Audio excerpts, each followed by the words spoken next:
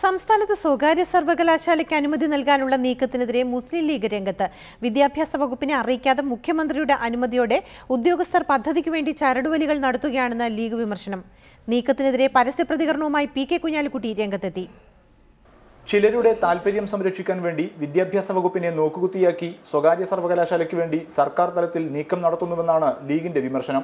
ഉന്നത വിദ്യാഭ്യാസ കൗൺസിലിന്റെ ചെയർമാൻ കൂടിയായ വിദ്യാഭ്യാസ മന്ത്രി അറിയാതെയാണ് ഇതിനായി വിദഗ്ധ സമിതി ഉണ്ടാക്കിയത്. വിദഗ്ധ സമിതി റിപ്പോർട്ട് നാളെ മുഖ്യമന്ത്രിക്ക് സമർപ്പിക്കാനിരിക്കെയാണ് ലീഗ് പ്രതിഷേധം കടുപ്പിച്ചത്. UDF-ഉം സർക്കാരും ചർച്ച ചെയ്യാതെ സ്വകാര്യ സർവകലാശാലയ്ക്ക് അനുമതി നൽകാനാവില്ലെന്ന് മന്ത്രി പി.കെ. കുഞ്ഞാലിക്കുട്ടി വ്യക്തമാക്കി. നയപരമായ ഒരു തീരുമാനവും സ്വകാര്യ സർവകലാശാലയെ സംബന്ധിച്ച് ഗവൺമെന്റ് എടുത്തിട്ടില്ല. UDF ആലോചിച്ചിട്ടില്ല. UDF ആലോചിച്ചതിന് ശേഷം അത് ഗവൺമെൻറ്റിൽ വരുള്ളൂ. അതിപ്പോൾ കമ്മിറ്റി റിപ്പോർട്ട് എന്നൊക്കെ പറയുന്ന പോലെ അവർ ഒരു റിപ്പോർട്ട്, പഠന റിപ്പോർട്ട് കൊടുത്തു എന്ന് മാത്രമേ ഉള്ളൂ.